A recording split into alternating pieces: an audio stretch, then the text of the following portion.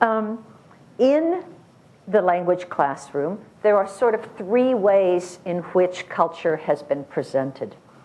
The first is a focus on what has been called the target culture. So we talk about the target language, which in our classrooms would be English is the target language, or Englishes today, since there are so many varieties of English.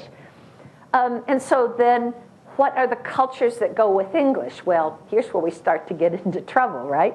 Which one are we going to talk about? There are 70 countries in which English is an official language.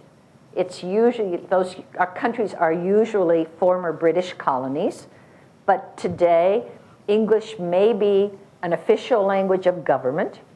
It's often the language of higher education in those countries. So countries like Kenya and Tanzania, countries like Belize or Guyana. We could go around the world and find those countries. In some languages, this maybe is not as much of a problem.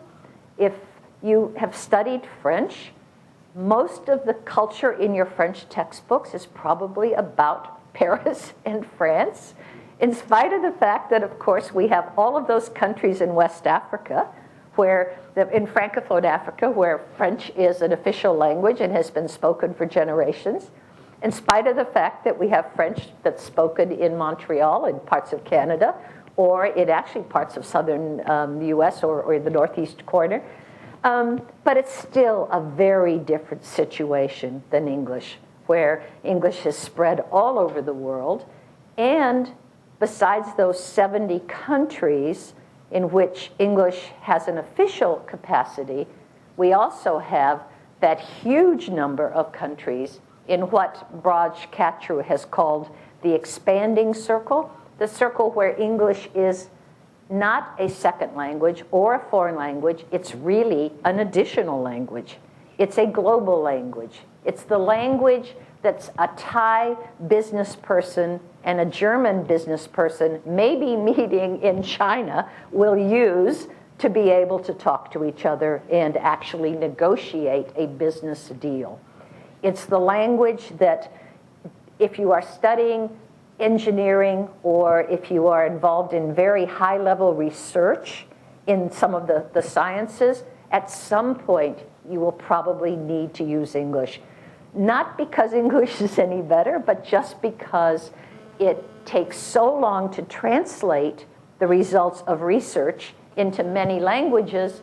It's much easier if you can access that research in English right away and then move on to actually contributing to more research. So the notion of teaching the target culture in English is probably not one that makes much sense.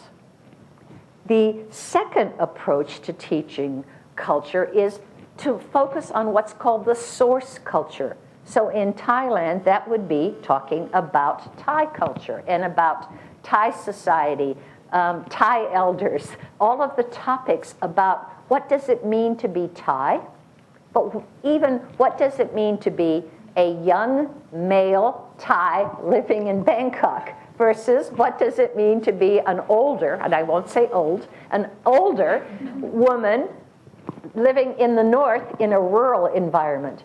Now there will be some ways in which these two individuals will be similar, but there will be very large ways in which they will also be different. But another approach for teaching culture in the language classroom is to help students to better talk about their own values, their own attitudes, their own practices, because one of the things that needs to happen in a worldwide use of English is people need to be able to talk about themselves and help other people to understand who they are. So that approach is sort of focusing on teaching culture as a source culture, who we are as individuals and how we use English.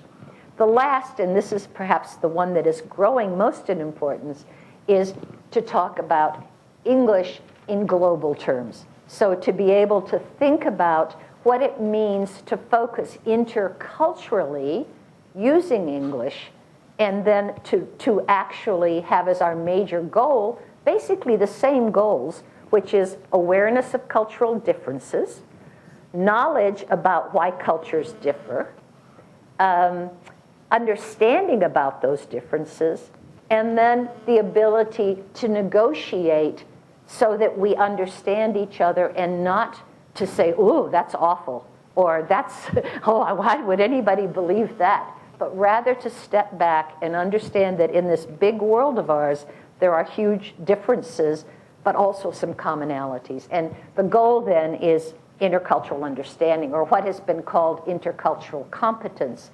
And I actually think that's the goal of both the language classroom and culture in the language classroom.